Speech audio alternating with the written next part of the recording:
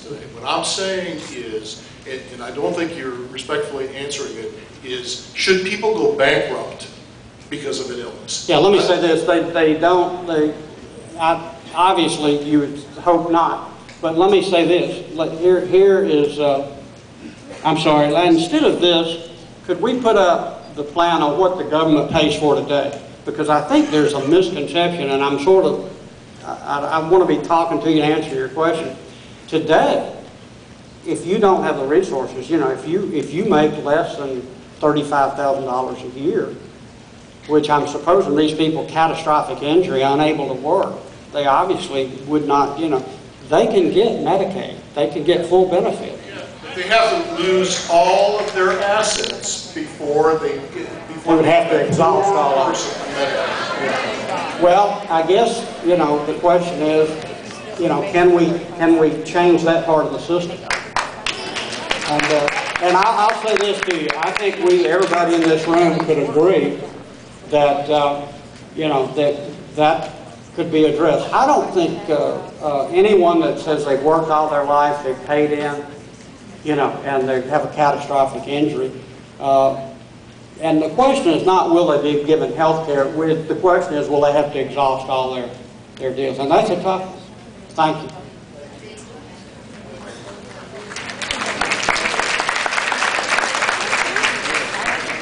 Hello, I'm Cynthia Watson, and I'm in. Is that better? My name is Cynthia Watson, and I do live in Birmingham. I worked for the federal government for 20 years. Currently, I'm not working because of health issues, and once I receive my transplant, then I do expect to return to the workforce. What I want to say is a couple of things. One, there are a lot of people who are not eligible for Medicaid because your income has to be at or below poverty level, which is extremely low. I know a lot of people don't realize what that level is, but it's extremely low. And if you're not eligible for Medicaid and you can't afford medical coverage, then that is a big issue. So there are people who can't get the Medicaid, yet they cannot afford medical coverage. They need coverage. So for the people who can't afford it, fine, keep your coverage, but for the people who can afford it, something needs to be done. Now, with my illness, I currently have Blue Cross Blue Shield as a federal government employee. And with that plan, when I was diagnosed with my illness, and my doctors told me I have to have a bilateral lung transplant, the insurance company told me, when I read my plan, that it was not covered because of my diagnosis. Of course, I cried because as a federal government employee, I don't have millions of dollars to pay or hundreds of thousands of dollars to pay for a bilateral lung transplant. So I asked, what right did I have? What appeal process do you have? They gave me that appeal process that I did use. Fortunately, by the grace of God, it was approved. However, the point I want to make is that my insurance company made it very, very clear to me that it was not the doctor's decision as to whether or not my bilateral lung transplant would be covered, but they said that it was up to them. It was strictly their decision, the insurance company. Now, in the meantime, because of the illness that I have, and I have two, one is sarcoidosis and one is pulmonary hypertension. Well, with the pulmonary hypertension, the medications that I need, I'm expected to get worse without my transplant. They're trying to keep me stable until then. If not, then of course I die. I'm okay with that. That's fine. However, the medications that I'm supposed to take to keep me stable, the doctor said I needed to start the medication. I tried to get it, could not get it. That was some red tape with the insurance company's fine. But then when we were changing policies. Okay, question is coming. When the insurance company told me that my 30-day supply of breathing treatment to keep me stable costs $9,000 a month, and my copay would be a couple of thousands a month, that's not affordable. That's not acceptable for anybody. So what plan do we have to ensure that people who are working and people who don't want coverage can have affordable health care, that the doctors make the decisions, not the insurance company, and that they can afford medical prescriptions. Thank you. Okay. All right. Let me say this, and we will take one more, okay? But let me say this. Mrs., what was her name? Miss Watkins. Watson had, you know, insurance that was provided from her government job. Now, that job was with the federal government. And it is a very good plan. But the federal government writes the regs for that plan.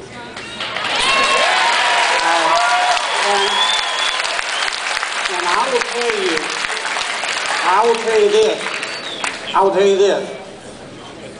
She, I don't know, is she getting a lung transplant? Or you will. Now, if you were in Canada, you would not get a lung transplant. But, and let me say this, I don't want to get in a debate. Let me say this, I've allowed everybody to have their say, and I understand that that is a problem. We have a lot of problems, and I think that there's some things we could agree on. We need to get the fraud and abuse out. We need to get tort reform. You know, tort reform drives up the cost tremendously of transplants. In fact, that is one of the highest drivers of transplants, is that people continue to sue if they die from their transplant. Surgeons and OBGYs spend sometimes 20% of their income on malpractice insurance.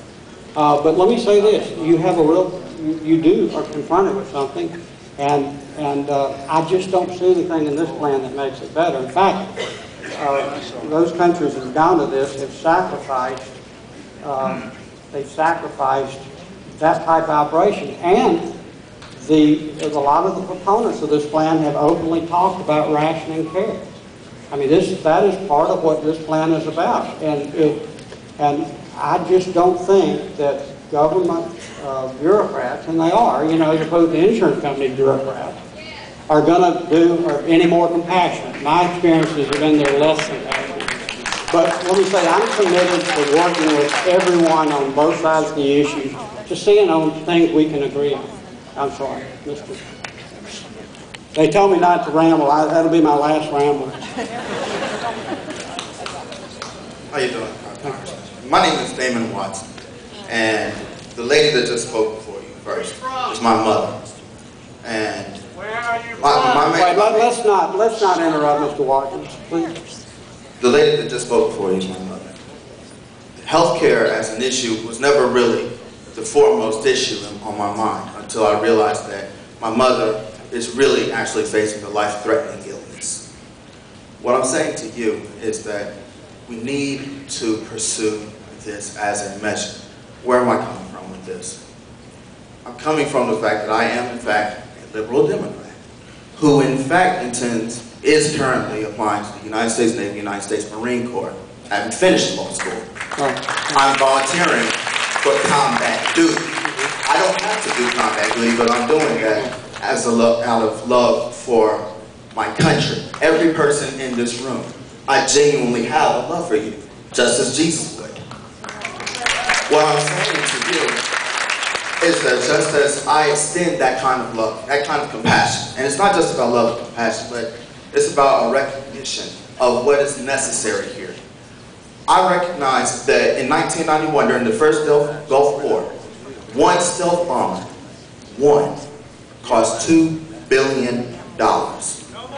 What I'm saying to you is, I am not suggesting... Please let the gentleman talk. My suggestion is this. Just as it's more of a question than a suggestion, take it however. Where I'm coming from is, just as we find money to do anything else that we would like, pursuing wars, whether they're justified or not, what I'm saying, just as we find money for that, how is it that we can't find money to save American lives? When we're talking about defending America from enemies far and near, but we have an enemy right here at home. The president is offering a plan that says, if you like what you have, you keep it. If you don't want